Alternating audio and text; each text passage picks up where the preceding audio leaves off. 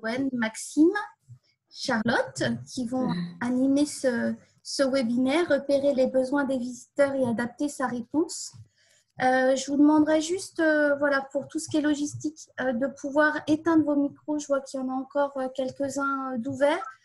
N'hésitez pas à prendre la parole, hein. Vous avez une petite main que vous pouvez lever bleue quand vous le souhaitez. C'est interactif.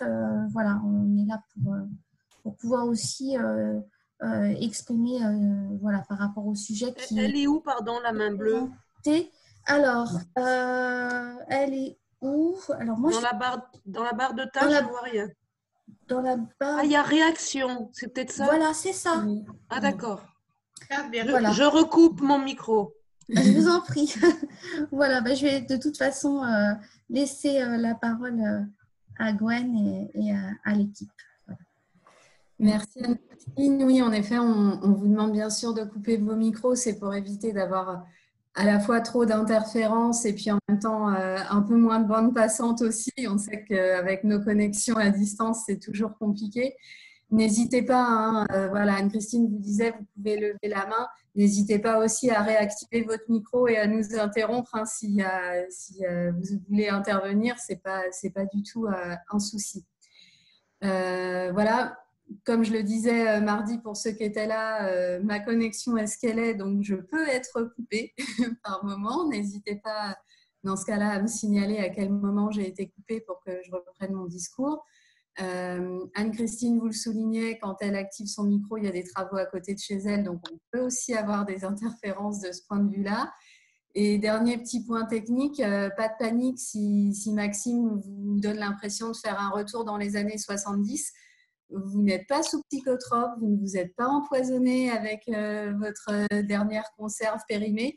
Il a juste un problème avec sa caméra qui de temps en temps lui joue des tours et il devient tout vert, tout bleu, tout rose. Enfin voilà, donc pas de panique.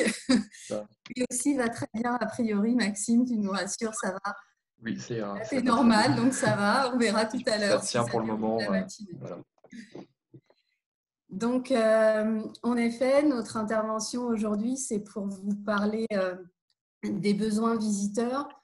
On va surtout se poser la question de savoir si les besoins vont rester les mêmes après cette période de confinement. Est-ce que ces besoins vont changer, vont évoluer, vont devenir pour certains plus importants qu'ils ne l'étaient avant? Donc, on a pris le modèle très connu de Maslow pour s'inspirer et on l'a un petit peu adapté au monde du tourisme. Voilà, pour dégager 6 grands types de besoins qui nous ont semblé être importants, qui sont donc les besoins physiologiques, bien entendu, le besoin de sécurité, sur lequel on fera une belle aparté parce qu'on pense qu'il sera très important après la crise. Le besoin d'appartenance, le besoin d'estime, le besoin de s'accomplir et le besoin de temps. Oui, je vois que quelqu'un veut intervenir. Oui, est-ce qu'on prend des notes ou est-ce qu'on aura un résumé? Vous aurez un résumé et vous aurez accès à notre présentation. Voilà, il y a l'adresse et le code sur la slide en ce moment. Mais c'est ce qu'on voit là, d'accord. Voilà, mais je vous enverrai. Sinon, Anne-Christine vous l'enverra par mail. Donc, oui, je vous enverrai tout par mail. D'accord, merci. Et le webinaire sera en replay. Hein. Et il y aura un replay du webinaire aussi si vous souhaitez le réécouter. Donc, ce n'est pas nécessaire de prendre des notes, sauf si ça vous aide pour poser des questions ou pour intervenir. Donc, le modèle de Maslow, un petit rappel, c'est une théorie qui parlait des motivations des êtres humains et qu'on est motivé par nos besoins. Aujourd'hui, cette théorie, en ce qui concerne la motivation des humains, elle est jugée fausse par la très, très grande majorité des scientifiques. En revanche, elle est toujours utilisée en mercatique, en marketing et en communication, où elle sert de base méthodologique qui est à chaque fois adaptée à l'environnement. Donc, le premier besoin, c'est les besoins physiologiques, hein, respirer, se nourrir, enfin, tout ce qui fait qu'on vit au sens propre du terme, la différence entre être vivant et être mort, hein, grosso modo, on est là-dessus.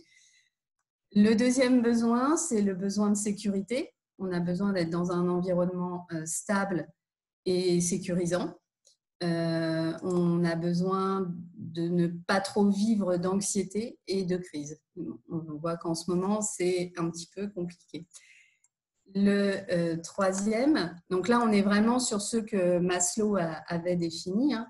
C'est le besoin d'appartenance et d'amour, de faire partie d'un groupe, que ce soit un groupe familial ou un groupe amical, et de ne pas être seul. L'homme est quand même un animal vivant en société, on est quand même des êtres sociaux et on a besoin d'échanges avec les autres.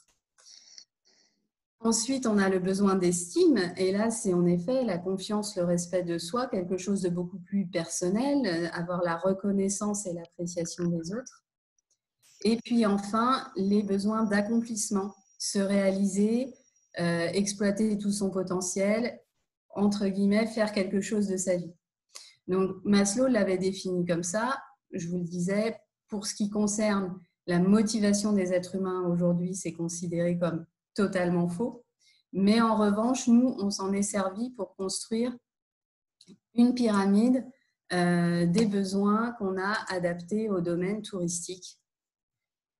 Donc, le premier besoin, ce sont toujours bien entendu les besoins physiologiques. Les touristes ont besoin de pouvoir venir nous voir, donc d'avoir des transports à disposition, de pouvoir s'héberger, de pouvoir se nourrir une fois qu'ils sont sur place. Ça reste très basique, mais malgré tout, c'est quelque chose dont tout le monde va avoir besoin lors de ces voyages. Ensuite, on a à nouveau ce besoin de sécurité sur lequel on va passer beaucoup de temps aujourd'hui et où là, on est plus sur la sécurité et la sûreté des personnes et des biens. On va voir que les choses ont probablement évolué entre l'avant-Covid et l'après-Covid. Il y a aussi aujourd'hui la notion de sécurité environnementale de la destination. Je pense qu'il n'y a pas beaucoup de monde qui a envie de visiter Tchernobyl ou Fukushima. Donc voilà, il y a aussi ce côté environnemental qui entre de plus en plus en jeu en début du XXIe siècle. Ensuite, le besoin d'appartenance qui existe bien entendu. On a toujours besoin de faire partie d'un groupe, de se sentir reconnu, respecté. On a besoin d'être écouté. Et quand on est touriste, c'est toujours rassurant d'appartenir à ce groupe touriste, de ne pas être tout seul. Il y a des gens qui aiment ça, hein, mais c'est vrai que se retrouver tout seul dans un endroit où on est le seul touriste, c'est des choses qui ne sont pas forcément rassurantes pour beaucoup de monde, même si certains aiment cet esprit d'aventure dans le voyage. Ensuite, le besoin d'estime, nous, on l'a défini dans le domaine touristique comme ce grand besoin d'autonomie qu'ont les touristes, besoin de découvrir à son rythme, besoin d'être consulté, de donner son avis. On l'a vu, le début du XXIe siècle a quand même été une période où tout le monde voulait mettre des notes sur tout. Les réseaux sociaux et un certain nombre de sites internet où on peut noter les prestations dont on a profité sont vraiment importants et c'est un petit peu la première chose que les gens regardent avant de réserver. Est-ce qu'un tel a une bonne note sur TripAdvisor, sur Booking et sur tous leurs concurrents. Donc, c'est quelque chose d'important de pouvoir donner son avis et d'être consulté. Ensuite, le besoin de s'accomplir, qui nous, pour le domaine touristique, on l'a défini comme le côté vivre cette expérience touristique. L'expérience est quelque chose aussi qui devient de plus en plus prégnant dans le domaine du tourisme. C'est aussi des choses dont on parlera la semaine prochaine. Jeudi prochain, on a prévu une intervention sur cette question de l'expérience visiteur post-crise. On a besoin de réaliser son propre séjour qui soit différent de celui des autres. Et donc, on le voit au fur et à mesure qu'on découle ses besoins. Un besoin, une fois qu'on appartient à un groupe, on a envie d'être soi-même dans le groupe. Et donc, du coup, au fur et à mesure, ce besoin de quelque chose de plus en plus personnalisé. Et puis enfin, on a choisi d'en ajouter un deuxième pour le tourisme, un besoin de temps. De temps, pas forcément beaucoup de temps, mais besoin d'optimiser son temps de séjour, de multiplier les visites ou les expériences et de limiter au maximum tout ce qu'on va appeler du temps perdu. Et souvent, le temps perdu pour un touriste, ça va être du temps de déplacement d'un point à un autre, du temps d'attente pour entrer dans un lieu. Voilà, donc tous ces temps sont vécus comme perdus et le touriste, quand il fait un séjour, il n'en a pas forcément beaucoup du temps et donc il souhaite l'optimiser.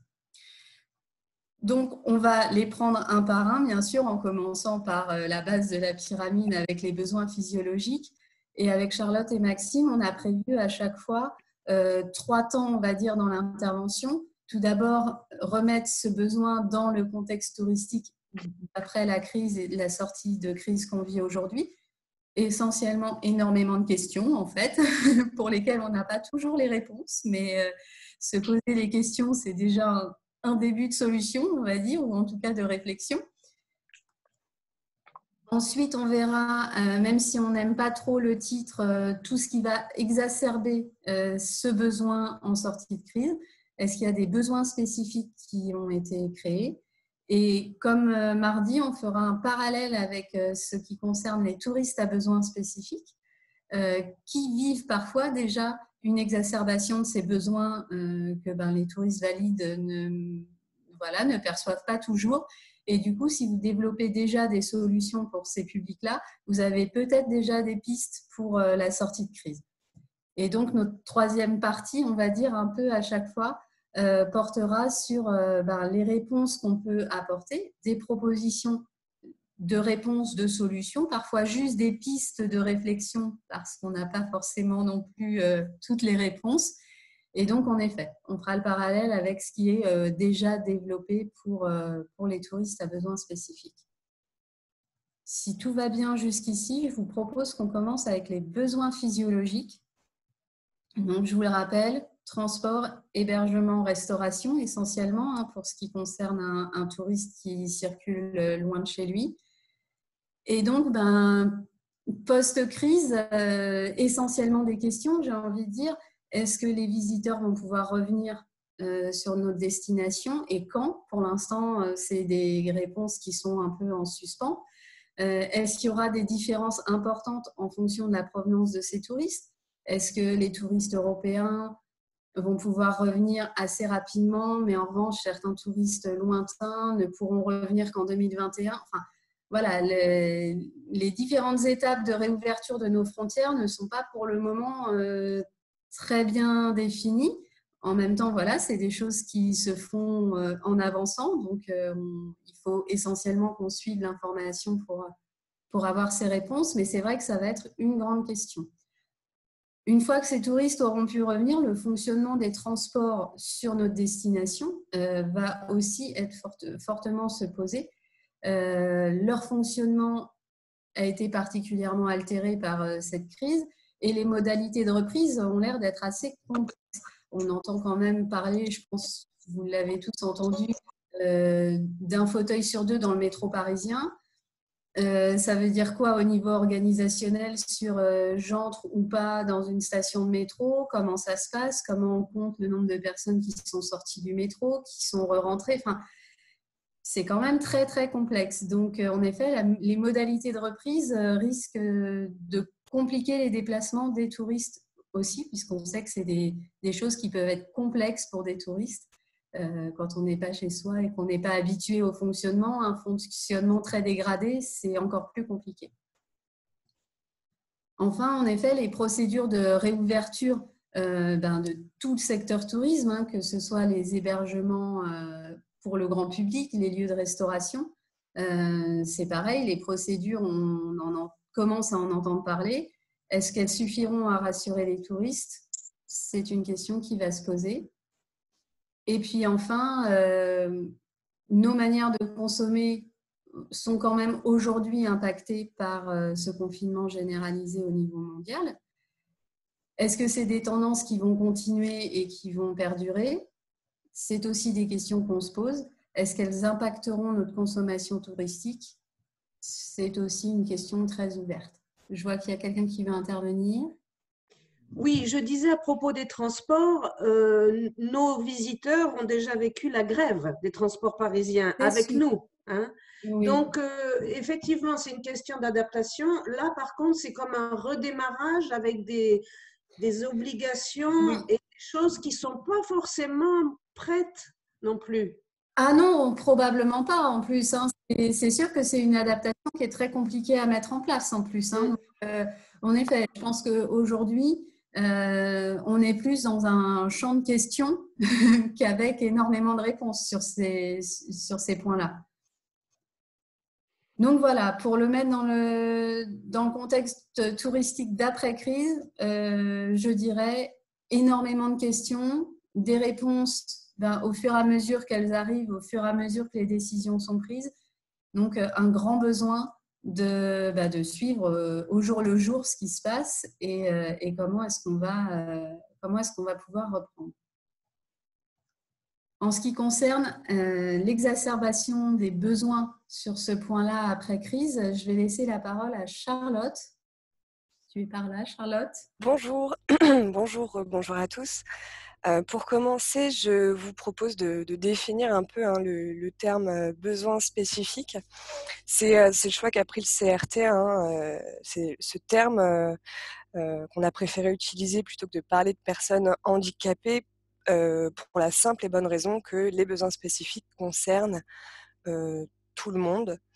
Je m'explique. On a tous, parmi vous, j'imagine qu'il y a des personnes qui portent des lunettes, des personnes qui peut-être portent des lentilles, des personnes qui se sont déjà cassé un pied, un bras, en tout cas des personnes qui à un moment donné de leur vie se sont retrouvées dans une situation de handicap du fait de leurs besoins spécifiques. Ce terme, il nous permet aussi de mieux se faire entendre de la part de l'ensemble des professionnels. Parler de besoins spécifiques, ça nous permet de mettre en avant des conditions d'accueil universelles et une qualité d'accueil universelle qui est finalement la même pour tous, puisqu'on a tous le droit à un même niveau d'accueil quand on pratique le tourisme. Donc les besoins physiologiques sont souvent très anticipés par les visiteurs en situation de handicap dès la planification et dès la réservation du voyage. C'est le cas notamment du poste des transports et de l'hébergement, on l'a dit.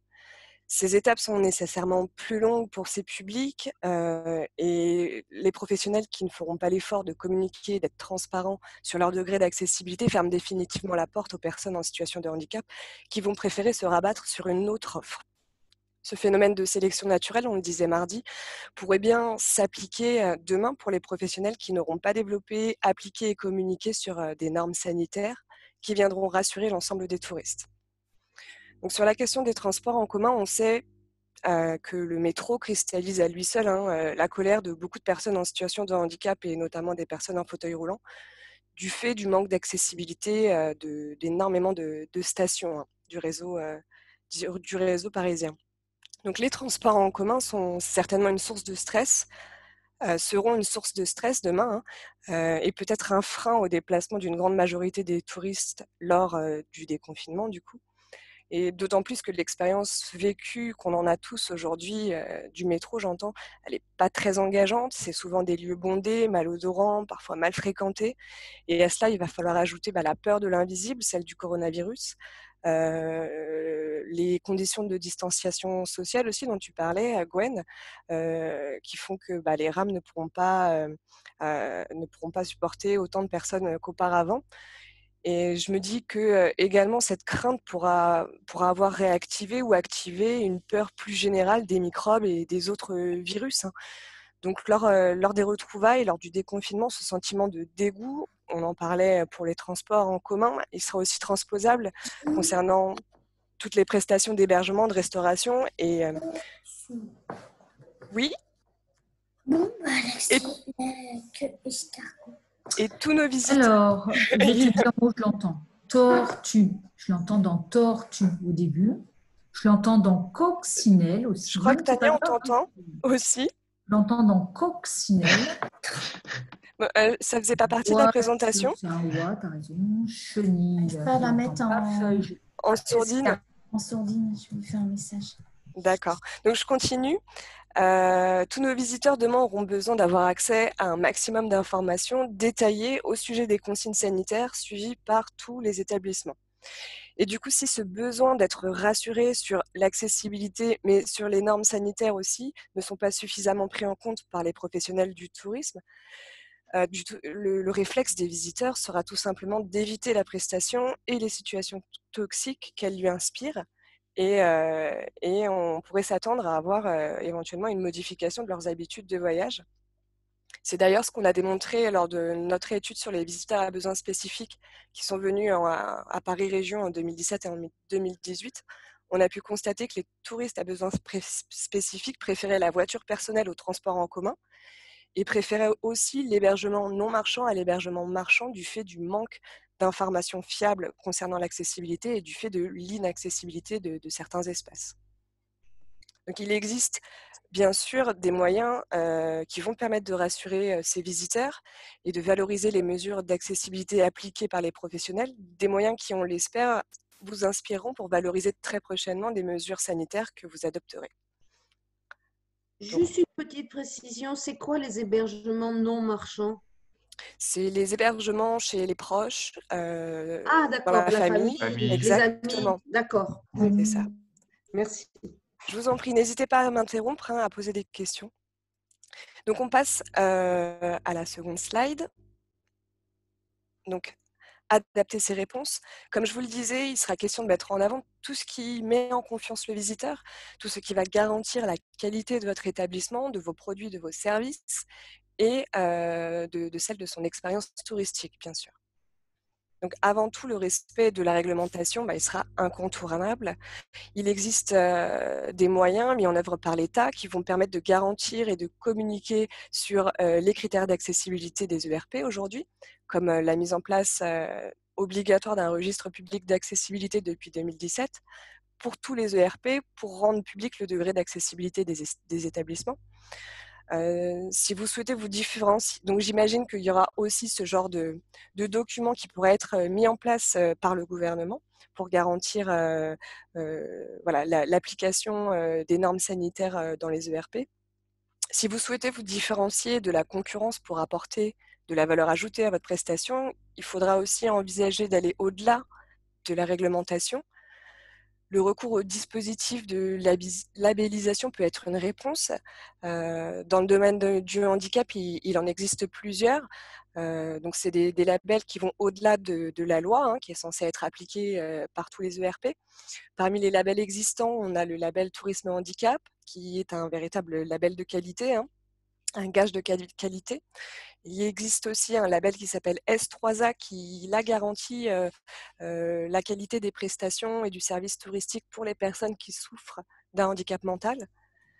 Donc, il n'est pas impossible de voir se développer les mois à venir de nouveaux labels ou de nouvelles chartes qui couvriront un ensemble de critères sanitaires également. Il existe également des plateformes collaboratives qui recensent l'offre accessible aujourd'hui. Donc, les outils de communication actuels vont très certainement intégrer des rubriques sur les normes sanitaires à respecter. C'est le cas notamment de Happy Day, que vous connaissez tous, et dont Maxime vous en dira quelques mots un peu plus tard dans le webinaire. Un troisième point, la formation des personnels accueillants. Donc ça se fait déjà sur la thématique accessibilité de plus en plus et la sensibilisation des agents concernant les normes sanitaires des sites pourrait devenir également incontournable. Donc parmi les bonnes pratiques observées dans le milieu de l'hôtellerie, il y a l'exemple du groupe hôtelier nordique qui s'appelle Scandic Hotel, qui a fait le pari d'intégrer l'accessibilité dans leurs standards traditionnels en termes d'aménagement et de services. Et dans l'ensemble de leurs établissements, l'accessibilité y est garantie systématiquement. Elle fait même partie de l'ADN du groupe. Pour suivre le même exemple, il y a Accor qui actuellement, le groupe Accor, est en train de développer un label qui intégrera de nouvelles mesures sanitaires pour venir rassurer l'ensemble des visiteurs. J'ai vu que quelqu'un vous souhaitait intervenir. J'ai vu une main se lever. Vous pouvez prendre la parole, allez-y. Ah, votre micro n'est pas activé, je crois. Voilà. Est-ce que ça marche là? Oui. Ça marche. Je dis surtout l'aspect psychologique et psychiatrique, voire de cette situation anxiogène qu'on partage depuis 6 semaines, même Oui. chez des gens qui sont tout ce qu'il y a de plus sain. Ça fait développer des tas de choses et on a déjà l'habitude, nous, à l'Office de tourisme, de recevoir le tout venant. Donc, on a eu des petites formations tourisme et handicap, on a des guides, etc. Mais l'aspect mental, peur, panique, tout ça, gestion du stress, mais c'est plus qu'un stress. Ça frôle la maladie, là. Oui, En parler, oui, dans les besoins de sécurité, que justement, il y a tout un nouveau public. En fait, on va être tous confrontés justement à ce besoin spécifique. Et en effet, les maladies, enfin les maladies, oui, on peut les dire, les maladies mentales, telles que la dépression, etc., vont, enfin, les spécialistes aujourd'hui nous disent que ça va exploser Ça à la sortie explose, du oui. confinement et qu'il va falloir en effet savoir gérer ces publics-là. exactement. D'où le lien qu'on essaye de faire avec les publics à besoins spécifiques et mettre en avant le fait que si vous avez déjà des prédispositions à accueillir ces publics, voilà, c'est par là qu'il faut aller et qu'il faut s'inspirer pour pouvoir accueillir les publics de demain qui auront développé du stress, de l'anxiété, qui seront devenus beaucoup plus sensibles qu'auparavant. Donc toutes ces questions nous amènent tout naturellement au deuxième type de besoin, celui de sécurité. Donc, en effet, le besoin de sécurité, on le disait à la base, c'est sécurité et sûreté des personnes et des biens. Et en effet aussi, de plus en plus, sécurité environnementale de la destination. Ce qu'on pouvait observer avant la crise du Covid-19, c'est que l'importance, elle était surtout sur les questions de sûreté des personnes et des biens, c'est-à-dire prévention contre les pickpockets, contre les agressions, ce genre de propos qui étaient essentiels avant la crise. Ensuite, on a vécu des attentats en 2015 qui ont quand même mis l'accent sur un côté plutôt risque, attentats, etc., qui étaient beaucoup plus violents, mais on était quand même toujours sur des questions de sûreté. Voilà.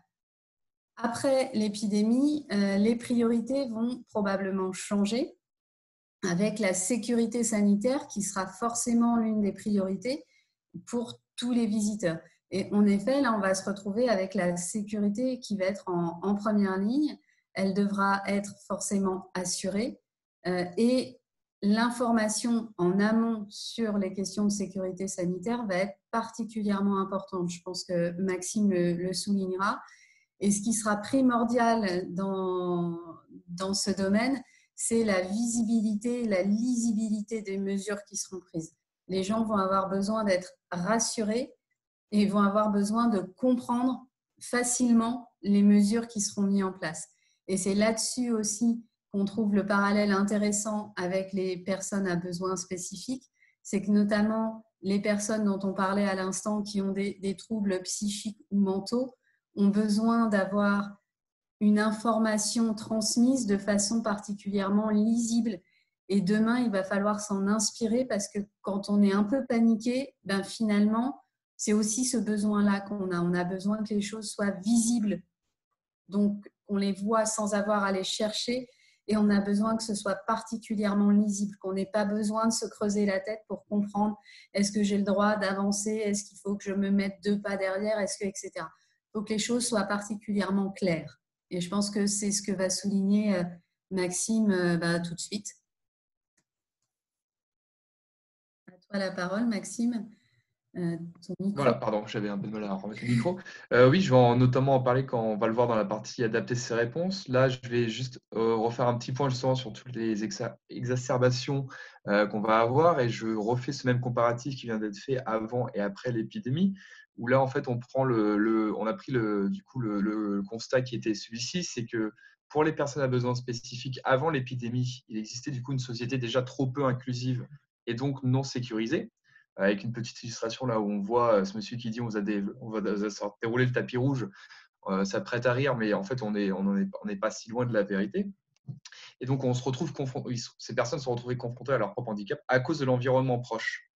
En fait, ça, je l'ai déjà dit mardi, mais je peux le répéter.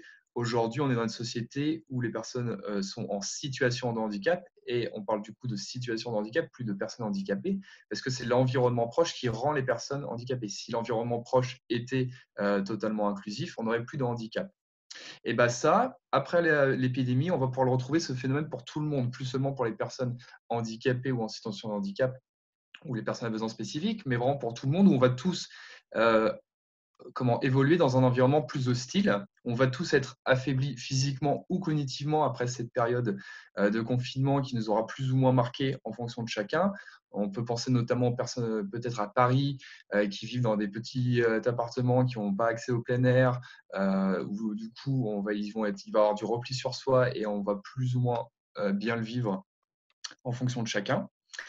Et aussi, du coup, on peut penser donc dans cette période post-confinement aux personnes âgées ou aux enfants en bas âge qui seront peut-être, eux, moins capables d'effectuer les gestes barrières nécessaires justement pour se protéger de cet nouvel environnement qui sera plus hostile. Et donc, il va falloir mettre en place différentes réponses, et on va tout de suite le voir sur la nouvelle slide, sur qu'est-ce qui est possible de mettre en place très rapidement. Voilà, donc là, on va être sur du très concret. En premier lieu, donc là, ça va être de matérialiser par un marquage au sol ou tout autre moyen la mesure d'1 mètre minimum pour garder la distanciation sociale. On le voit aussi, il y a des marquages pour montrer les sens de visite, pour éviter que les personnes se croisent, puisque là, on va être du coup, tout simplement, ça fait partie des recommandations données par le gouvernement. Solliciter l'usage des vues sans contact, qui sera très important, et également qui est quand même aujourd'hui une technologie qui nous permet du coup de limiter le contact, ça porte bien son nom. Il faudra aussi utiliser les TPE. Donc là, on le voit sur la photo. Donc les TPE, ce sont tous ces systèmes portatifs dans la mesure du possible, hein. Je sais bien que tous les établissements n'en ont pas à disposition. Et donc, ce paiement sans contact sur TPE est largement recommandé puisqu'il favorise du coup l'évitement, et également il permet tout simplement, il est accessible puisqu'il permet aux personnes, par exemple en fauteuil roulant ou aux personnes de petite taille, d'y avoir accès plus facilement puisqu'on peut tout simplement l'apporter à la personne. Et enfin, c'est quand même un moyen aussi pour les personnes âgées qui des fois ont du mal à appuyer sur des touches, à lire ce qu'il peut y avoir écrit sur le TPE, tout simplement de payer de manière plus facile, ainsi que pour les personnes malvoyantes pour qui le pavé tactile et numérique sont difficiles à lire. Les panneaux d'information, ça sera peut-être ce qu'il y a de plus important, qu'il faudra installer à l'entrée de vos établissements, qui regroupe donc le rappel des consignes de sécurité, qu'on peut retrouver du coup sur le gouvernement, sur le site du gouvernement, l'organisation du service, donc de la manière dont vous allez ouvrir votre établissement, l'organisation des queues, les modalités de paiement. Ce sont des informations qu'il va falloir retrouver à un moment donné. Donc, ça sera sur un panneau d'information, c'est recommandé à l'entrée de votre établissement, à une hauteur de moins d'1,30 m ou à 1,30 m maximum pour qu'elle soit accessible au plus grand nombre. C'est aussi un document qu'il faudrait refaire apparaître sur vos sites internet et qu'il faudra communiquer, puisqu'on le disait, la recherche d'informations demain sera d'autant plus importante pour tous les publics, puisqu'on aura ce besoin de sécurité sanitaire, et donc c'est ce qu'on recherchera en premier lieu, c'est de savoir si un espace est sécurisé ou non. Du point de vue peut-être plus des besoins spécifiques, et là notamment je pense aux personnes malvoyantes peut-être, c'est important, et c'est pour ça que j'ai pris cet exemple de fiches informatives qu'on retrouve sur le site du gouvernement. C'est le contraste des couleurs, c'est un point sur lequel il faut faire assez attention, on y pense rarement, mais c'est vrai que pour les personnes qui ont des difficultés de lecture, pour des personnes qui peuvent être daltoniennes, c'est un point très important dans l'accessibilité.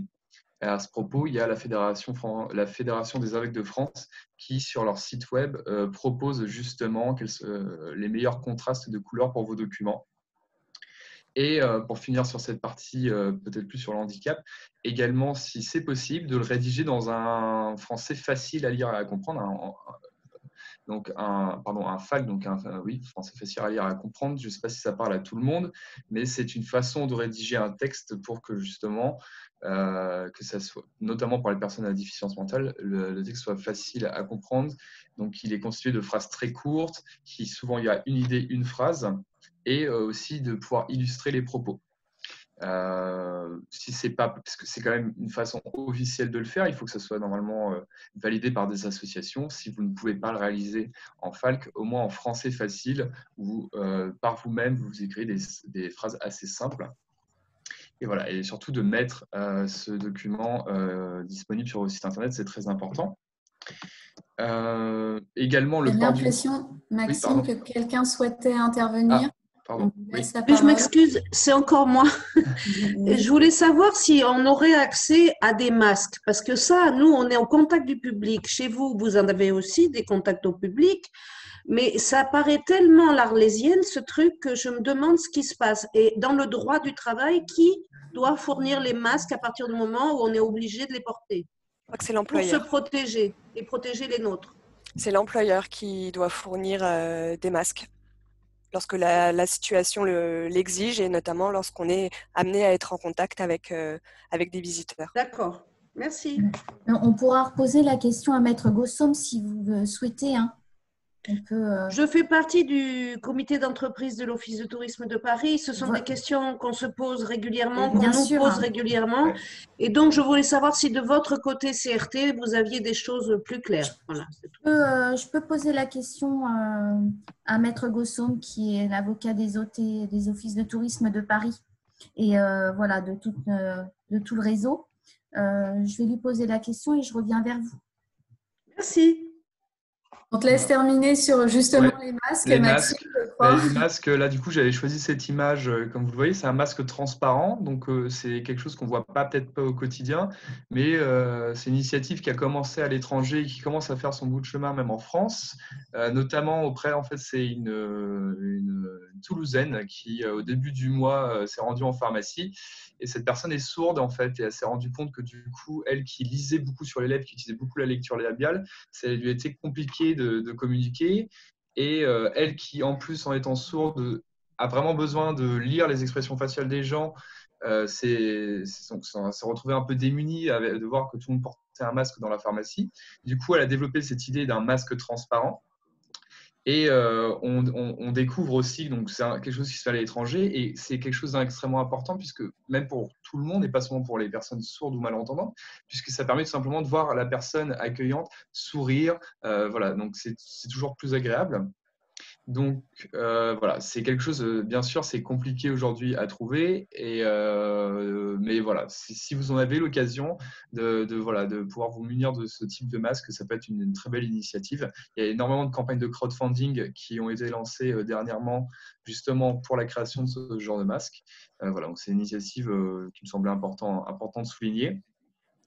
Donc voilà, donc maintenant on l'a vu, dès lors que les besoins physiologiques et de sécurité seront couverts et assurés au minimum, vous devrez faire en sorte de créer les meilleures conditions pour permettre à vos touristes de se réaliser et d'être reconnus en tant que personne. Et donc c'est ce qu'on appelle les besoins d'appartenance. Et je vais vous laisser la main. Merci Maxime. En effet, on vous le disait au tout début, les besoins, quand on les met comme ça et quand on les analyse un peu sous forme de pyramide, si le premier bloc n'est pas satisfait, eh ben, c'est plus difficile de commencer à satisfaire le deuxième. Donc voilà, ça se fait par étapes. Après, les analyses qui en sont faites aussi montrent qu'on peut remplir en partie un besoin, et du coup passer le besoin suivant naît chez la personne, et donc on le satisfait aussi en partie, mais finalement au fur et à mesure qu'on avance dans ces besoins, on les satisfait de moins en moins. Donc c'est vrai que voilà, Maxime et Charlotte l'ont souligné, et c'est particulièrement important pour les personnes à besoins spécifiques, mais être en mesure de satisfaire les besoins physiologiques du plus grand nombre permet ensuite d'avoir des satisfactions de plus en plus importantes pour toutes les strates de besoins qui vont suivre. Le besoin d'appartenance, c'est donc le besoin d'être reconnu et respecté de pouvoir s'exprimer, un fort besoin d'écoute et surtout le besoin de faire partie d'un groupe, de se sentir partie prenante d'une communauté, d'un groupe de personnes qui se ressemblent pour des raisons X ou Y. C'est un peu notre besoin de sociabilité et de contacts sociaux.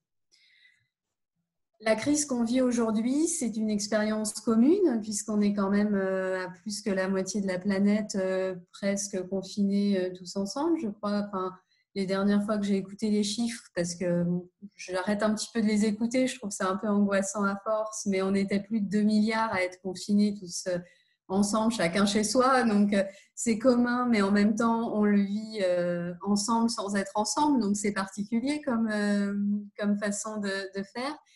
Mais cette expérience commune, elle va peut-être créer ce qu'on appelle en marketing une génération socio-cognitive, c'est-à-dire un groupe de personnes qui seront plus ou moins issues d'une même génération démographique, parce que généralement, on est plus marqué par ces événements quand on les vit dans son adolescence.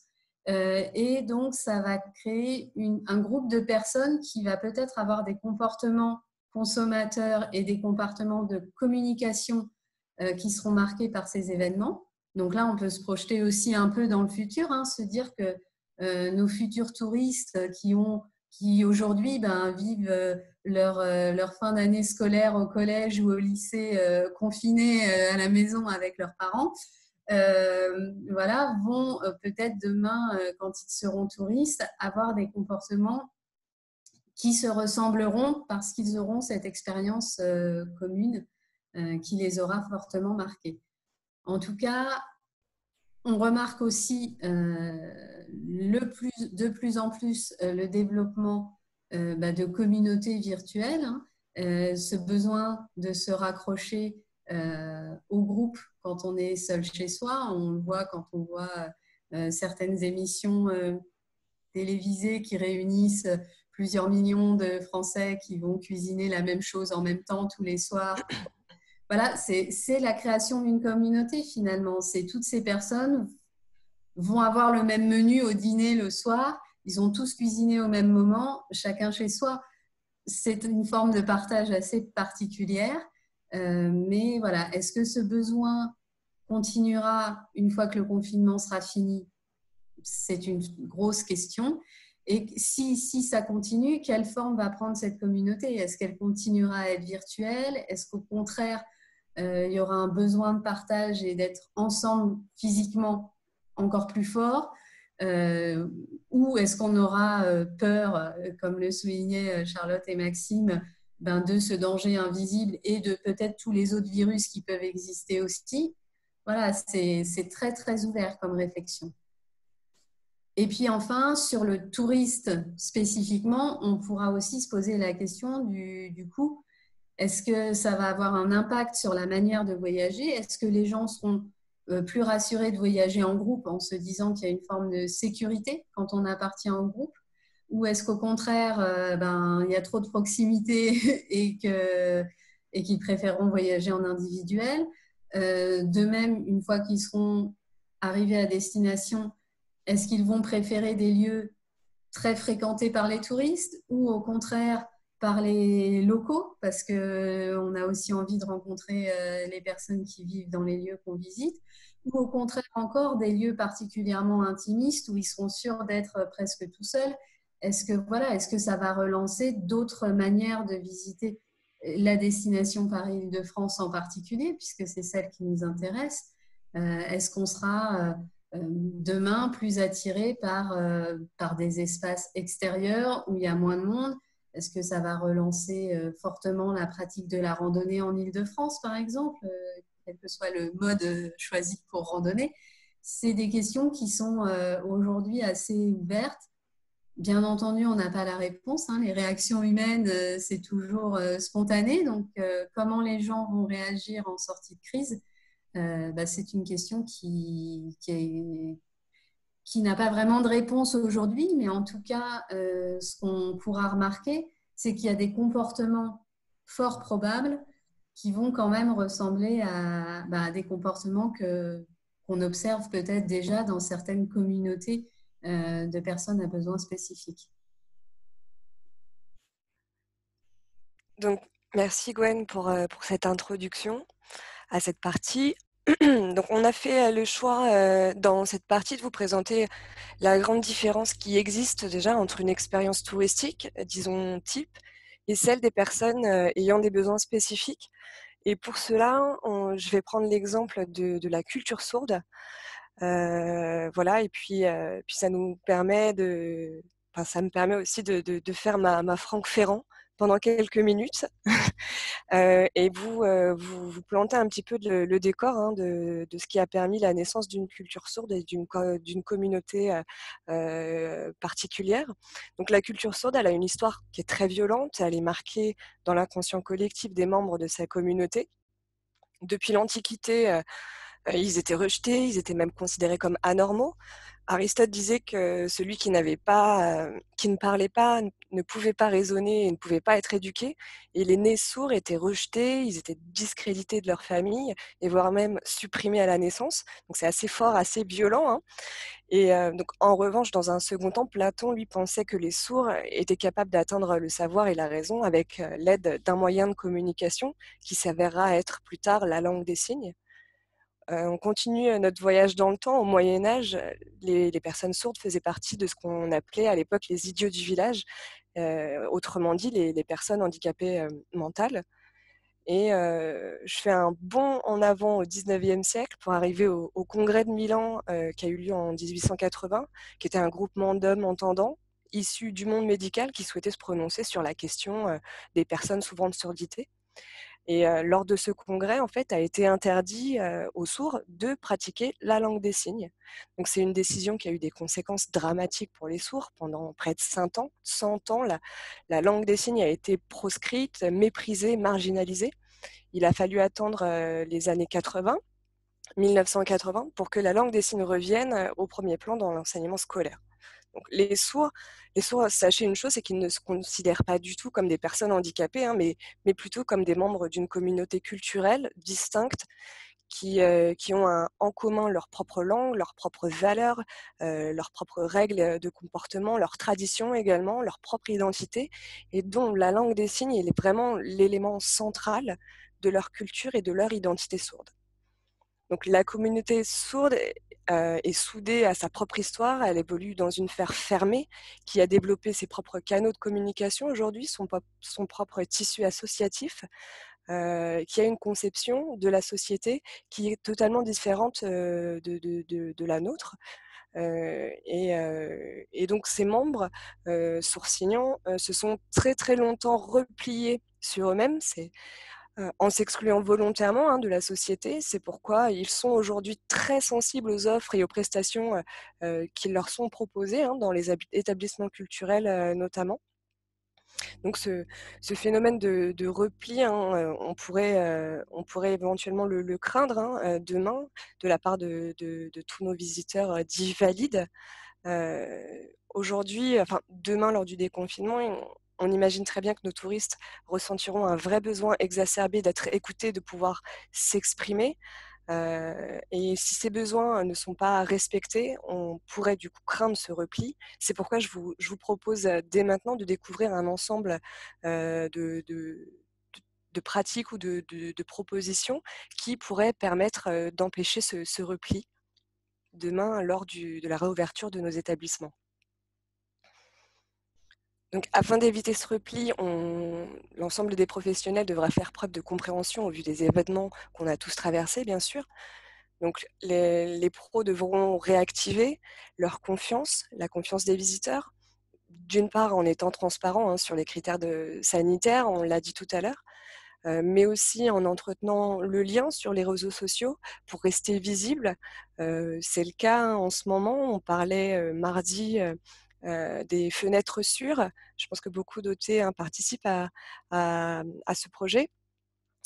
Des pratiques du coup qui pourraient peut-être perdurer après le déconfinement, hein, le fait d'être visible sur les réseaux et de proposer un ensemble d'activités avec ces touristes à distance. Donc soyez également proactifs en faisant dès maintenant de la veille pour connaître notamment l'état de l'offre de votre territoire lorsque votre activité reprendra. La question de l'innovation aussi sera assez importante, en proposant de nouvelles offres pour diversifier, pour marquer les esprits aussi. Vous pouvez également réfléchir à un événementiel de réouverture pour mettre en scène vos retrouvailles avec vos visiteurs et ainsi renforcer le caractère identitaire de votre territoire et de votre offre. Et puis valoriser votre image.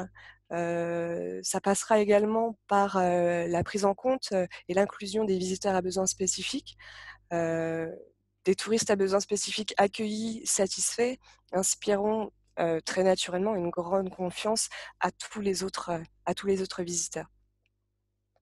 Enfin, une fois sur place, vos visiteurs seront sensibles à votre capacité d'écoute qui va permettre de désamorcer les émotions désagréables.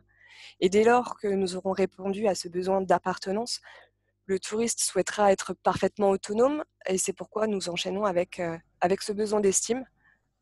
Gwen, je te laisse la parole. Merci Charlotte. Donc en effet, le besoin d'estime, on soulignait au tout début de la présentation qu'une fois qu'on appartenait au groupe, on avait envie d'être soi-même dans le groupe. Et bien là, on est tout à fait au début de cette démarche en fait de les derniers besoins, le besoin d'estime, le besoin de s'accomplir, puis le besoin de temps. C'est au fur et à mesure d'être de plus en plus soi dans son voyage.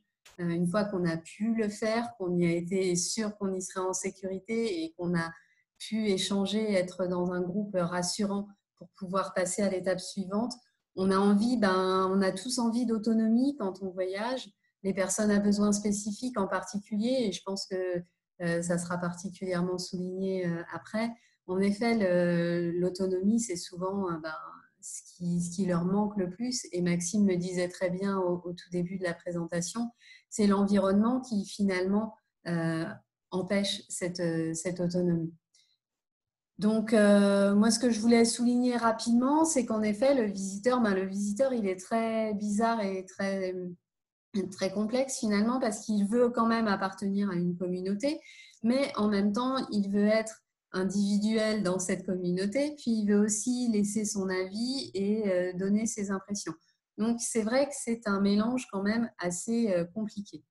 Du côté des professionnels, je pense que là, pendant la crise, un des objectifs majeurs, je pense qu'on l'a déjà souligné un petit peu tous les trois, c'est d'être capable de développer une approche omnicanale pour toucher au mieux toutes vos clientèles potentielles de toutes les manières possibles et de s'adresser à tous aujourd'hui. Donc, en effet, multiplication des canaux d'information, de communication, des différents petits événements sur ces réseaux sociaux ou physiques, une fois qu'on aura réouvert, qui permettent de créer, de générer des échanges et du partage. Et puis enfin, je pense que tant aujourd'hui qu'en sortie de crise, répondre aux avis clients, aux avis des visiteurs va être particulièrement important et probablement encore plus important que ça ne l'était avant la crise. Avant la crise, c'était quand même préconisé de répondre au maximum à tous les avis qui vous étaient laissés, que ce soit des avis laissés sur des livres d'or ou des avis en ligne. Particulièrement en ligne, puisque l'impact est d'autant plus fort que d'autant plus de personnes peuvent les voir. Après la crise, ça sera particulièrement important d'y répondre, en particulier si vous avez affaire à des avis qui peuvent remettre en question la sécurité de vos locaux, la sécurité sanitaire de vos locaux, la formation de vos personnels à ces nouvelles procédures. Il faudra vraiment être en mesure de répondre très rapidement pour étouffer dans l'œuf toute communication négative qui pourrait se faire sur votre offre, votre territoire et sur vous et sur vos prestations plus directement. Je pense qu'on va rentrer un petit peu dans le détail de ces questions et de cette exacerbation de ce besoin au sortir de la crise. Oui, voilà, donc complètement. Tu parlais de l'autonomie, Gwen, je vais rebondir dessus. Alors, on en a déjà un peu parlé, mais c'est vrai que les aménagements bâtis, c'est la première étape justement vers l'autonomie de chacun. C'est vrai notamment pour les personnes à besoins spécifiques. pour qui les personnes, par exemple en fauteuil, d'avoir une rampe d'accès, les ascenseurs, etc., ne serait-ce que les escaliers. Alors, il y a plein de critères, c'est pas le sujet d'aujourd'hui, donc il y a plein de critères aujourd'hui d'aménagement bâti qui viennent toucher à l'accessibilité. Ça, vous pouvez les retrouver notamment sur notre site pro si ça peut vous intéresser. Mais voilà, donc le parallèle à faire, c'est que il y a les aménagements bâtis pour les personnes à besoins spécifiques, mais il y en aura aussi à faire. On l'a vu notamment dans les besoins de sécurité. Il y aura des aménagements à faire pour tout le monde, et notamment tout ce qui touche à la sécurité sanitaire. Et c'est ça qui va aussi mener à l'autonomie. Ce qui va mener à l'autonomie aussi, c'est l'accès à l'information. Le fait d'avoir accès à la totalité de l'information, ça veut dire que lorsque vous mettrez en place peut-être de nouveaux événements, lorsque vous mettrez en place peut-être même sur Internet un accès dématérialisé à votre offre, il faudra la rendre accessible pour tous, puisque ça permet dans ce cas-là du coup une autonomie si on a tous accès au même support d'information, ou du moins tous au même contenu d'information. Gwen l'a dit, l'a très bien dit, il va y avoir une exacerbation du besoin de s'exprimer, de communiquer son expérience en sortie de crise. On va tous vouloir revivre, et donc le faire partager, d'autant plus qu'il y aura peut-être des publics qui ne pourront pas tout de suite justement partager, vivre une expérience en dehors de chez eux. Et donc, pour garder du lien social, ces personnes-là, eux, seront amenées à aller sur justement les différents canaux de communication qui existent. Je vous en ai listé quelques-uns ici, Facebook, Instagram, c'est les classiques qu'on connaît, Twitter, TripAdvisor, et HandiPlanet, qui est aussi une sorte de TripAdvisor pour les personnes en situation de handicap, qui marche exactement pareil, mais qui a tout un pan sur l'accessibilité qui est beaucoup plus développé. On va parler du besoin d'accès à la totalité de l'information. Plus précisément pour les personnes à besoins spécifiques, je vous recite quelques sites qui sont accessibles.net, j'accède.com et Pictotravel, qui, eux, viennent donner une information sur le bâti notamment, mais aussi sur les outils de médiation qui peuvent exister pour les personnes qui ont des besoins spécifiques. On parlait tout à l'heure d'Apidae, qui a créé une rubrique Covid-19 sur laquelle les pros, donc vous, pourrez communiquer sur ce que vous avez mis en place vis-à-vis du Covid-19 en termes de normes sécurité, en termes de normes sécuritaires, mais aussi en termes d'offres, notamment d'offres dématérialisées, puisqu'on en parlait, il va y avoir ce besoin aussi pour les personnes qui, elles, ne peuvent pas tout de suite retourner à la vie normale, entre guillemets, ou revisiter un endroit, parce qu'il y a aussi l'interdiction de déplacement de plus de 100 km qui a été annoncée cette semaine, ou tout simplement de pouvoir sortir d'une région, d'avoir accès donc à une offre qu'on aimerait avoir. Il va y avoir un vrai besoin de pouvoir s'informer de manière dématérialisée. Et à ce propos, le CRT propose, par exemple, sur son site grand public, une offre, un parcours de déconfinement sur lequel on peut donc découvrir plusieurs offres. Et la slide a peut-être disparu. Mais voilà, donc il y a sur notre site. Il y a une question, je crois. Oui, je crois Maxime. Oui. Maxime, qu'est-ce que ça veut dire en fait dématérialiser? Comment on peut rendre un parcours? C'est le voir en visio machin ou c'est Alors, quoi? il y a plusieurs technologies aujourd'hui qui existent. Par exemple, la Maison de Balzac à Paris, eux, proposent sur leur site une visite en 3D de la Maison de Balzac. Alors, ça prend du temps, ça prend de l'argent, c'est tout un projet à mettre en place. On peut très bien imaginer que… Ça s'appelle dématérialiser parce qu'on n'y est pas. C'est ça. On a accès à distance. On a accès à distance. Aujourd'hui, c'est le pas terme. très copine avec les ordi, moi. Alors. Ah oui, c'est sûr que c'est… Donc voilà, oui, on est vraiment là, c'est très dans l'air du temps, l'offre dématérialisée. Le Louvre vient de faire une grande communication là-dessus en début de semaine. Voilà, il y a le Louvre, mais on l'a vu sur le site de toute façon, sur notre site, nous, voilà, là, par exemple, la Comédie Française, elle propose des masterclass, des rediffusions de scènes sur leur site internet tous les jours, justement pour continuer à faire vivre la comédie. Il y a des musées qui mettent en place qui diffusent des œuvres d'art sur leur site internet gratuitement, ce qu'ils ne font pas d'habitude avec des explications.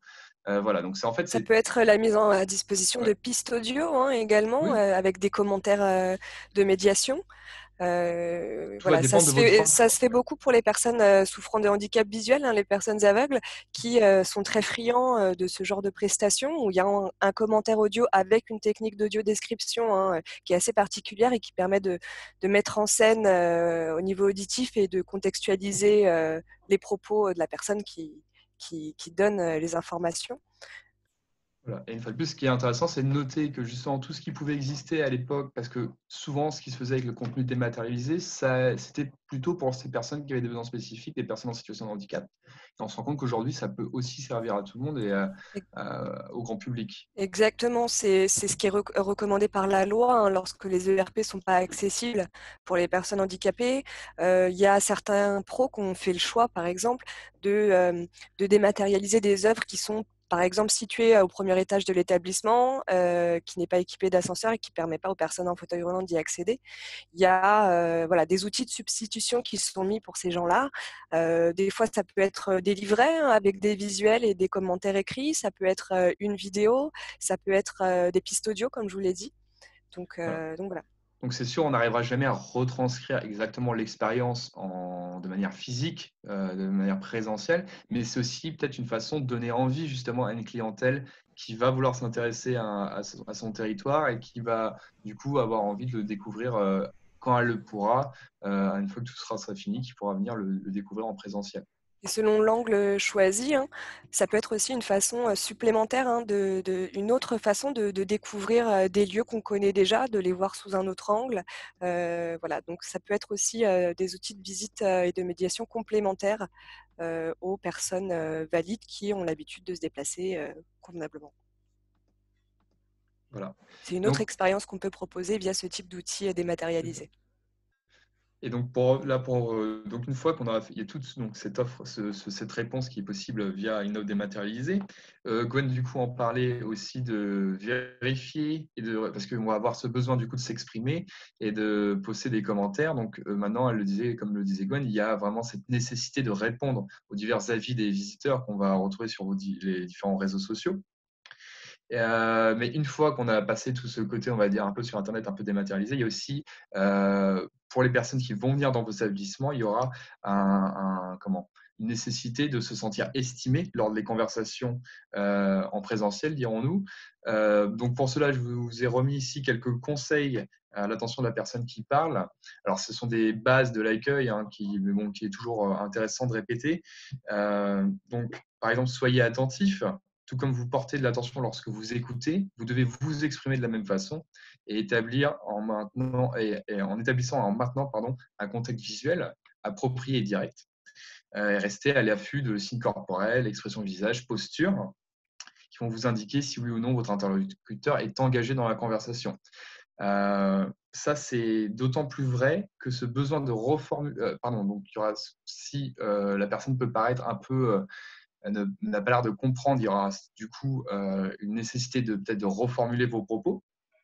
Et ce besoin de reformuler, pareil, on le retrouve, on voit qu'il est très important, notamment avec des publics, par exemple, malentendants ou avec une déficience mentale, ou tout simplement avec des publics étrangers. Alors là, ça va peut-être être moins le cas à la sortie du confinement, mais voilà, c'est encore un parallèle qu'on peut faire entre justement le tout public, on va dire, et les personnes à besoins spécifiques. Formuler des questions significatives, parce qu'il n'y a rien de pire pour écourter une conversation et donc la rendre improductive que de poser des questions à laquelle une personne ne peut répondre que par oui ou par non. Donc, on essaie de poser des questions ouvertes. On obtiendra des renseignements plus utiles et plus précis. Et vous pourrez ainsi mieux comprendre le point de vue de la personne et aussi lui permettre d'exposer son avis. Et ça, dans le besoin d'estime, en soi, c'est très important de pouvoir le faire.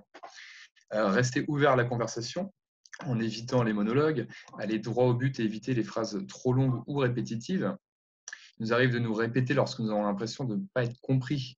Donc, au lieu de répéter toujours les mêmes propos, ce qui peut être perçu comme de la condescendance dans certains cas, c'est de faire une pause et de laisser votre interlocuteur la possibilité de réfléchir et de clarifier ce qu'il vient d'entendre.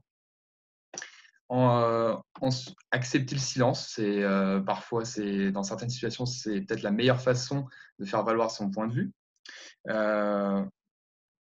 Et enfin, posez vos questions une par une.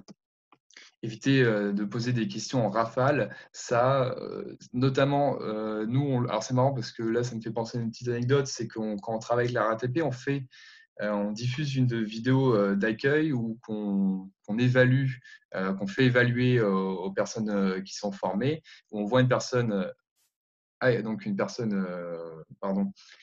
qui accueille du public, qui va à l'encontre d'une personne en situation de handicap et qui l'assène de questions. Et on n'a pas besoin d'être en situation de handicap pour que ça soit désagréable. C'est bien de pouvoir répondre à les questions qui nous viennent une par une plutôt que de tout recevoir d'un coup. Donc voilà, c'était juste un rappel vraiment très basique de ce qui peut se faire dans l'accueil, mais voilà, ça me semblait important de le faire. Et on va maintenant enchaîner sur le besoin de s'accomplir, il me semble. Hein. Voilà.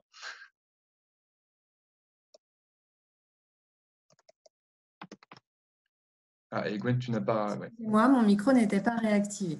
Besoin de s'accomplir, besoin d'accomplissement, en effet. L'idée, c'est de se dire, une fois que tout ça est rempli, que tous ces besoins sont satisfaits, finalement, le tourisme, c'est quand même quelque chose de beau parce que ce sont des expériences nouvelles à chaque fois.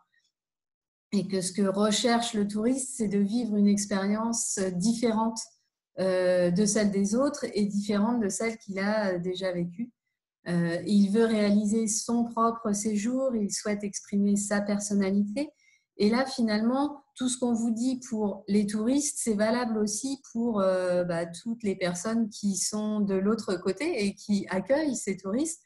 En tant qu'accueillant, il y a aussi un moment où votre accueil est différent de celui de vos collègues parce que vous êtes vous et que votre personnalité s'exprime aussi dans cet accueil. Et c'est ce qui fait aussi le plaisir d'être accueilli, parce que si on est accueilli par des robots qui se comportent tous de la même façon, qui utilisent tous les mêmes mots et qui ont tous la même recommandation à vous donner, bon, ça finit par être quand même particulièrement ennuyeux et pas vivant, j'ai envie de dire. Donc, c'est vrai que c'est valable aussi pour toutes les personnes qui sont accueillantes dans le secteur touristique, ce besoin de s'accomplir et d'exprimer sa personnalité. Et le touriste apprécie d'ailleurs aussi d'avoir parfois la petite chose à dire parce qu'il a été accueilli par un tel plutôt que par un autre et que finalement le petit conseil en supplément qu'on lui a donné était différent.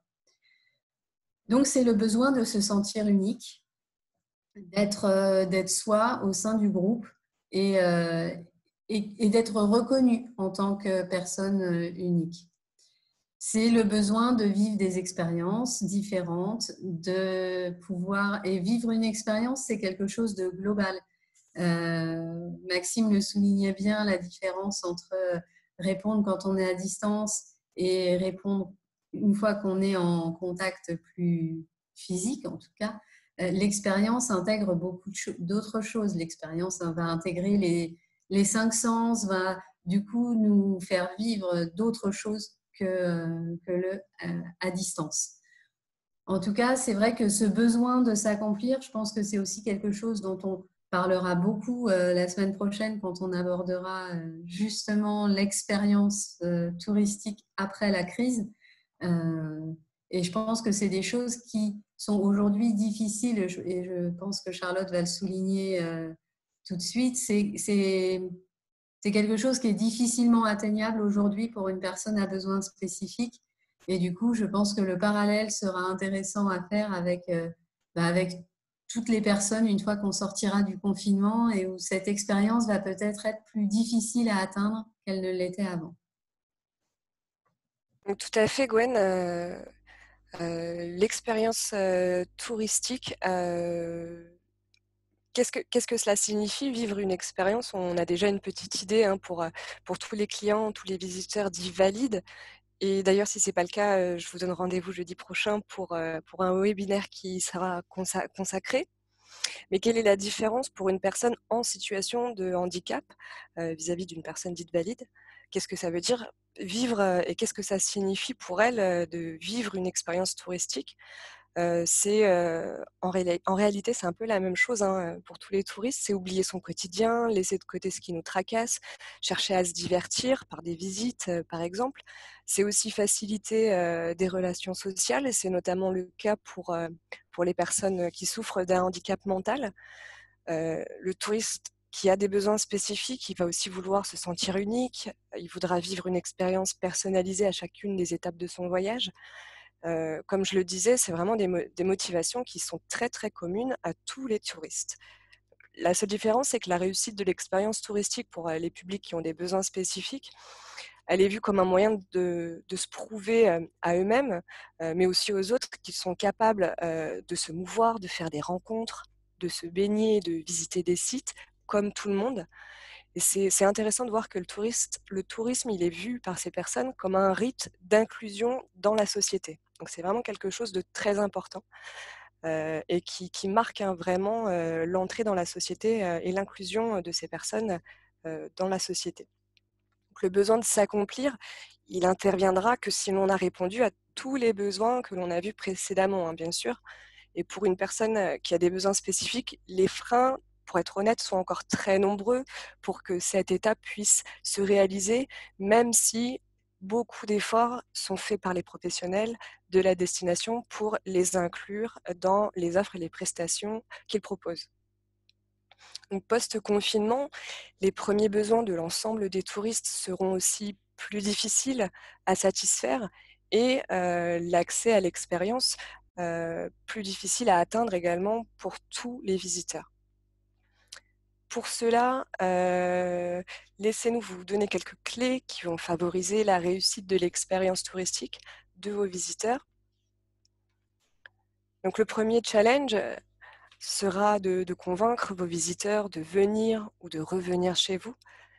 Le second, ce sera de faire de ces visiteurs des ambassadeurs qui partageront leur expérience positive et qui réussiront à en convaincre d'autres de venir vivre une expérience touristique chez vous. Donc plus encore aujourd'hui, post-confinement, un touriste, il veut vivre une expérience, il a réellement besoin d'évasion, de dépaysement, de découverte. Je pense qu'on est tous d'accord sur ce point-là. Et vous le savez, il est aussi sensible à l'accueil qu'on lui réserve. C'est pourquoi il faut lui procurer un vrai sentiment le sentiment d'être désiré et d'être attendu. Alors n'hésitez pas à l'informer en amont, à lui proposer et à travailler dès aujourd'hui sur des activités, sur des sorties. Vraiment, pensez que la réouverture de vos établissements, ce sera une opportunité pour retravailler certaines de vos offres et peut-être en tester aussi de nouvelles. La mise en valeur des richesses locales touchera également particulièrement les touristes, que ce soit en matière d'attrait, d'activité, de produits. L'authenticité du produit, du service, de l'environnement sera bien sûr fondamentale. On vous encourage également à renforcer vos relations pour optimiser l'expérience visiteur. Il existe différentes façons de renforcer les relations avec vos visiteurs. Le renforcement des liens, ça peut aboutir dans tous les cas à une situation gagnant-gagnant du fait qu'en sentant qu'ils ont votre respect, qu'ils ont votre appréciation, vos visiteurs s'engageront davantage et vivront une meilleure expérience.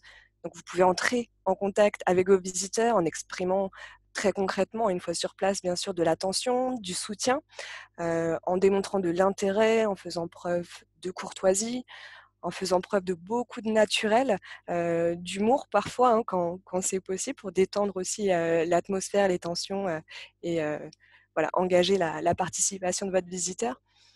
En envoyant aussi des signaux non verbaux. Demain, pensez aussi à votre attitude, hein, à votre communication non verbale. Pensez au sourire. Alors, avec le masque, on ne sait pas ce qui sera encore décidé. Avec le masque, ce sera difficile. Le sourire, dans tous les cas, s'entend dans la voix. On le dit assez hein, aux personnes au téléphone. Voilà.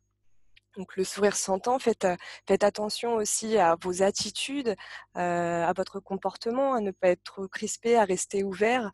Faites attention à votre présentation vestimentaire, bien sûr, ça ce sont des classiques de la communication non verbale. Et enfin, il vous faudra aussi maîtriser parfaitement votre offre et celle de votre territoire, le cas échéant. On en parlait tout à l'heure. Voilà, le travail de veille sur l'état de l'offre sera vraiment très important puisqu'il faudra que le pro confirme la présence, la disponibilité des équipements ou des prestations adaptées d'ailleurs ou pas, et des prestations et de leurs consignes sanitaires également. Et puis voilà, hein, toutes ces mesures et toutes ces consignes sanitaires devront être délivrées à chacune des étapes du parcours du visiteur pour le rassurer. Et puis vous devrez également connaître l'état de l'offre de vos territoires, je vous le disais. J'entends par là savoir quels sites sont ouverts, quels sites sont encore fermés, connaître éventuellement aussi un planning, hein, des dates d'ouverture des prochains sites, des prochains espaces qui seront ouverts et accessibles à l'ensemble du public. Pour le dernier besoin, nous aborderons la question du temps. Voilà. Donc j'espère qu'on n'en manque pas, qu'on n'est pas trop long et qu'on est justement dans les temps. Dans tous les cas, c'est le dernier besoin qu'on va aborder.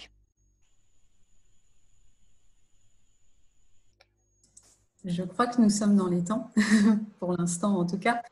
En effet, le besoin de temps, on a choisi de le mettre en dernier dans ces besoins des touristes. C'est un besoin qu'ils avaient énormément avant la crise, notamment les visiteurs de Paris-Île-de-France, parce qu'ils ne restaient pas très longtemps sur notre destination.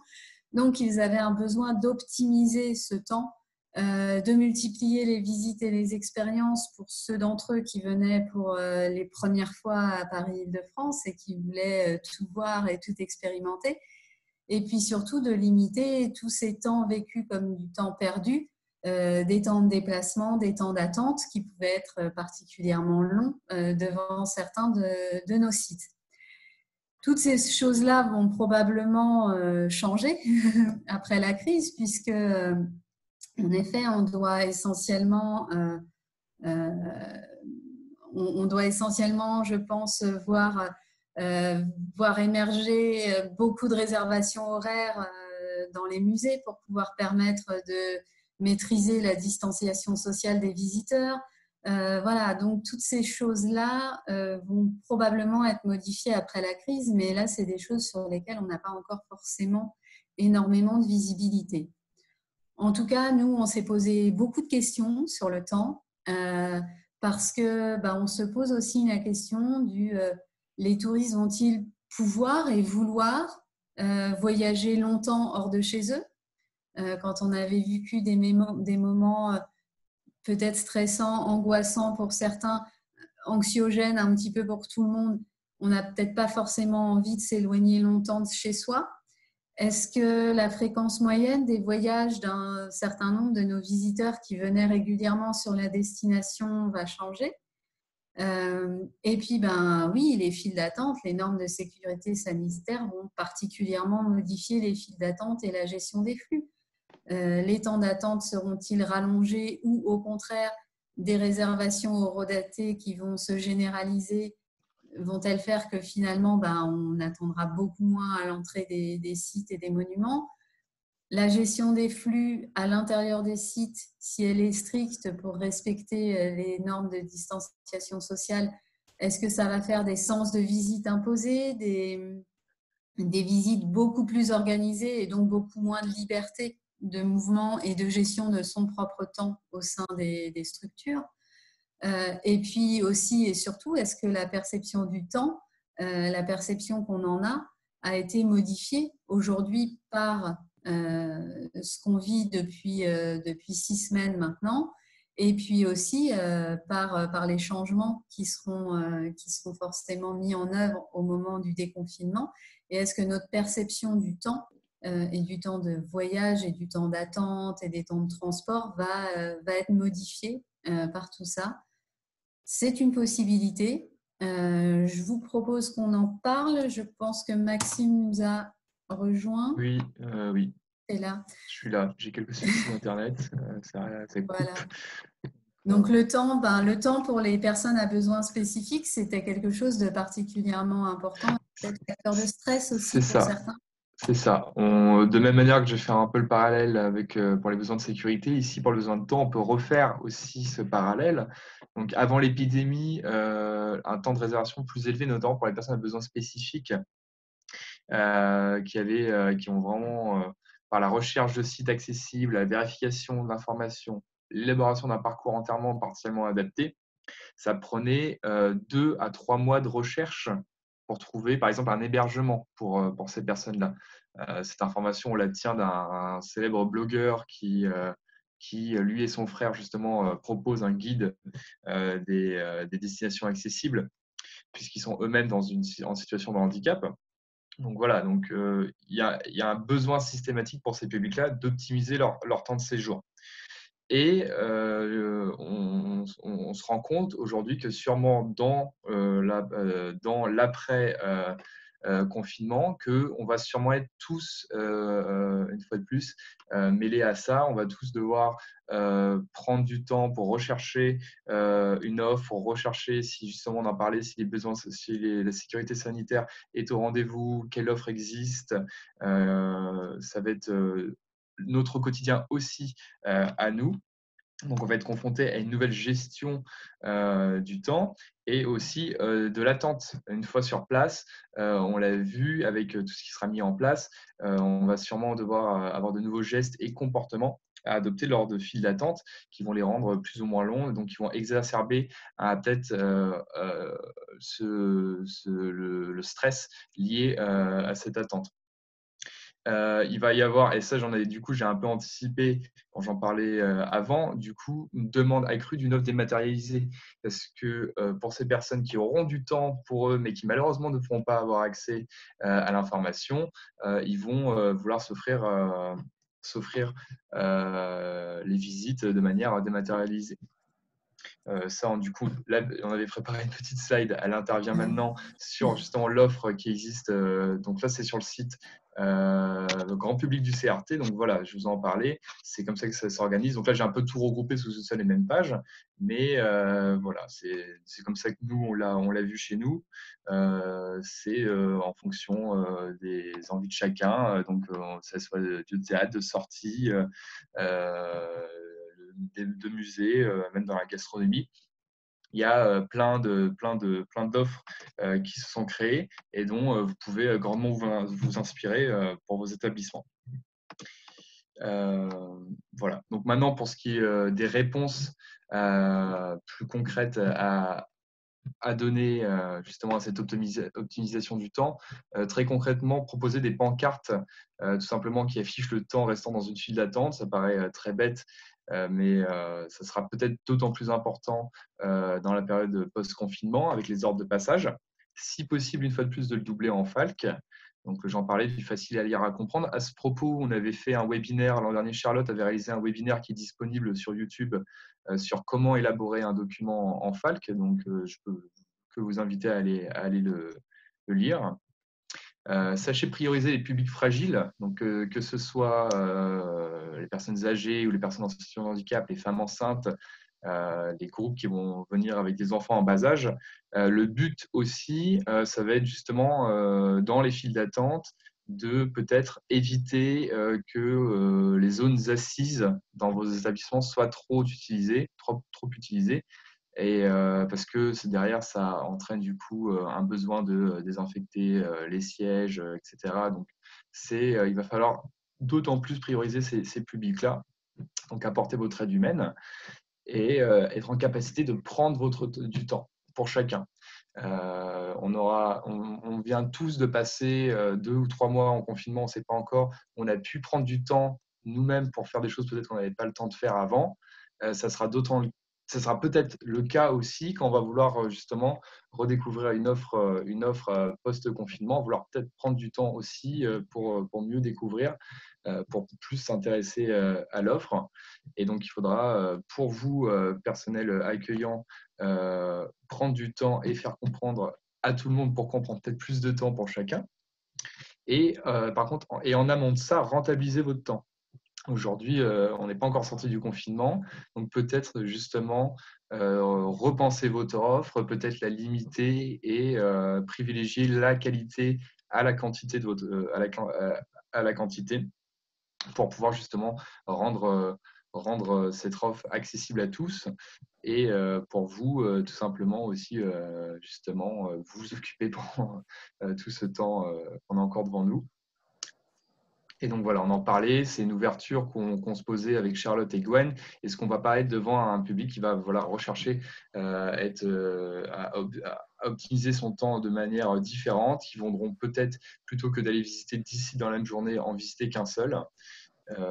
Et donc, ça va être d'autant plus intéressant de voir comment l'offre va devoir s'adapter à ça. Alors, malheureusement, on ne peut pas apporter de réponse précise puisqu'on n'y est tout simplement pas encore et c'est que des suppositions qu'on fait. Mais ça sera intéressant d'y penser et on peut d'ailleurs en débattre dès la fin de ce webinaire.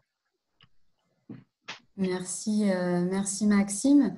Peut-être rapidement, avant de vous laisser vous exprimer, un rappel. Donc, en effet, tout ce qu'on a dit aujourd'hui, la présentation d'aujourd'hui sera mise cet après-midi sur le Padlet sur lequel nous avons déjà partagé la présentation du premier webinaire.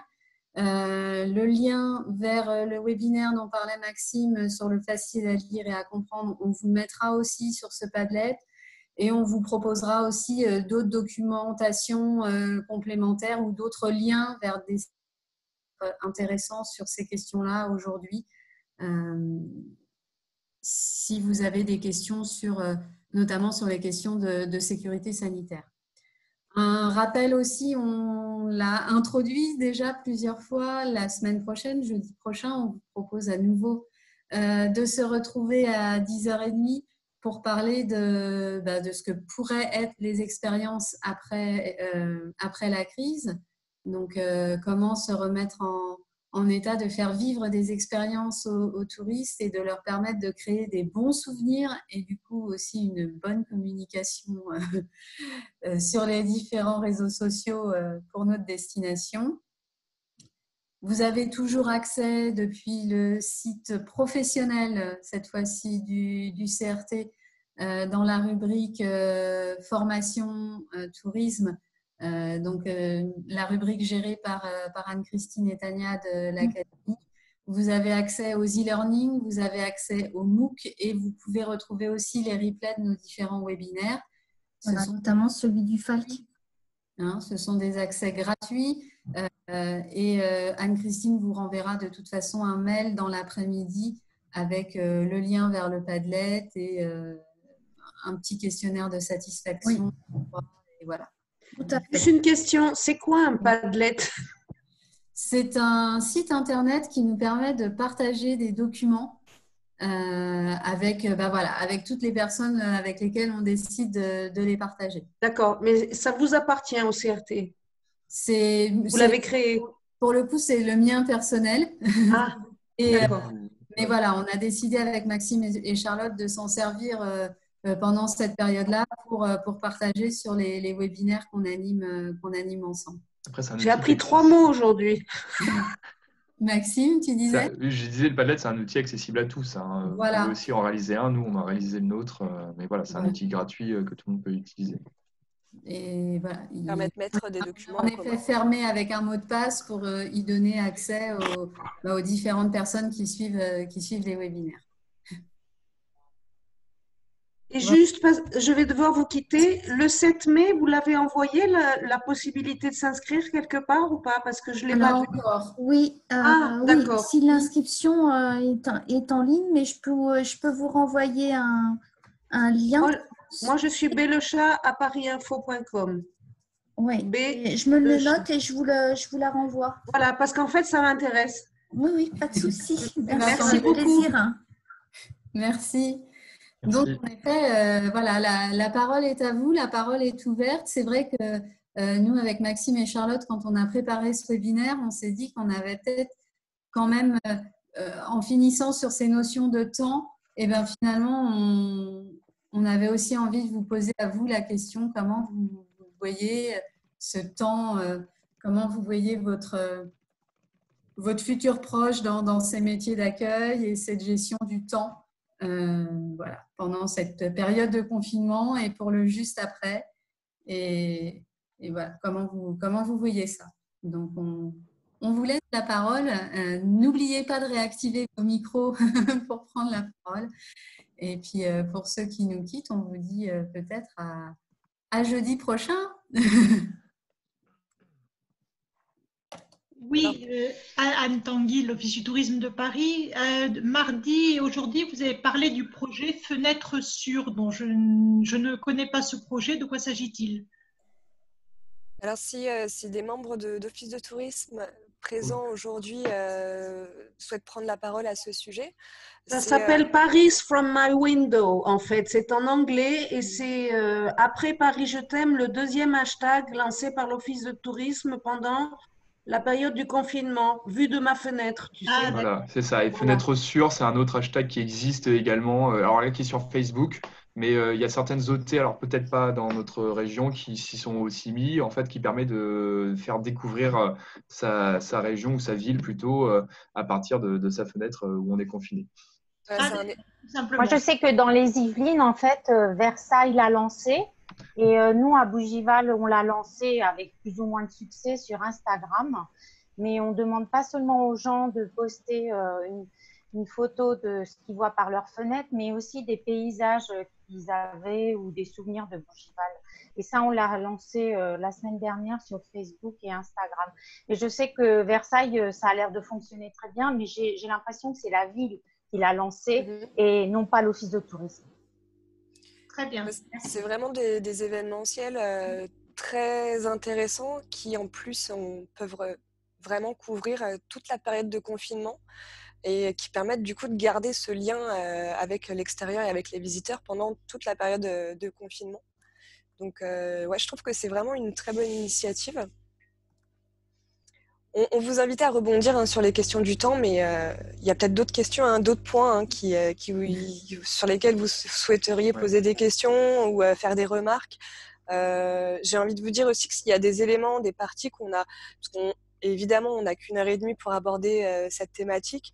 C'est pas suffisant, on est d'accord. Si demain vous souhaitez qu'on approfondisse des parties, des points, des besoins, c'est avec grand plaisir qu'on pourrait s'emparer de cette thématique et la développer davantage si vous en ressentez justement le besoin.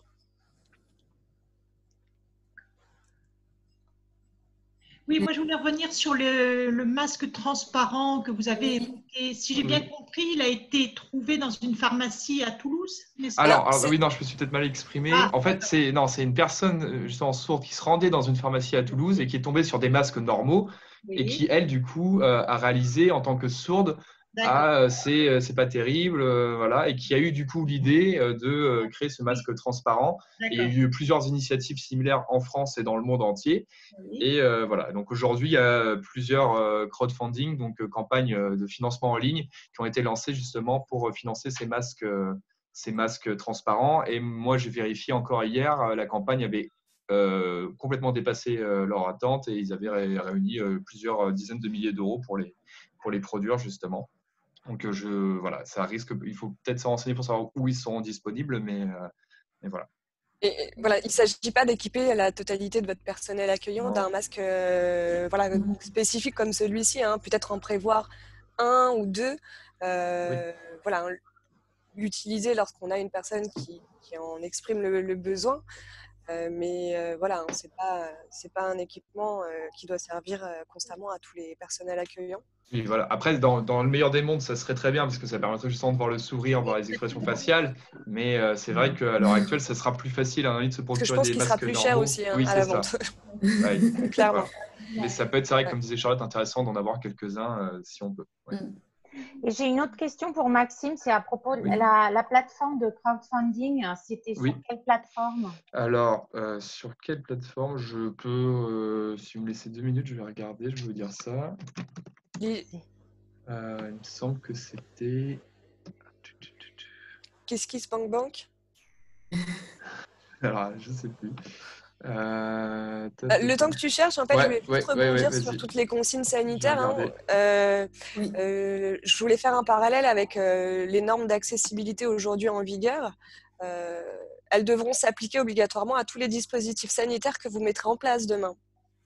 on le dit pas, enfin c'est pas dit, mais c'est sous-entendu, hein, bien sûr. L'ensemble des dispositifs devrait être accessible pour tous et pour les personnes en situation de handicap notamment. Voilà, la loi ne le dit pas forcément, mais c'est plus que conseillé, ce sera aussi obligatoire que ce soit accessible à tous. Je vous ai mis le lien dans le chat, j'ai retrouvé, c'était sur GoFundMe, voilà. Donc, j'allais voir le lien. Le masque inclusif. Voilà, le masque inclusif, qui a réuni celle-ci près de 13 000 euros. Moi, je trouve que c'est un beau lien qu'on peut faire avec les populations qui souffrent d'un handicap et les populations qui sont sourdes en l'occurrence.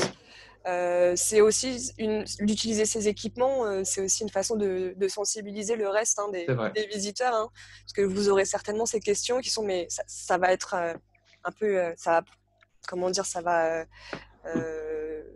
donner de la curiosité, hein, pour vos visiteurs qui vont se poser la question, mais c'est quoi ces masques? C'est aussi un moyen de les sensibiliser, de leur expliquer, de créer du lien aussi, hein, encore une fois, c'est un prétexte pour leur expliquer voilà, votre besoin et l'importance que ça peut représenter d'inclure les autres publics qui ont des besoins spécifiques et notamment les personnes sourdes. Voilà, c'est aussi très valorisant. Hein.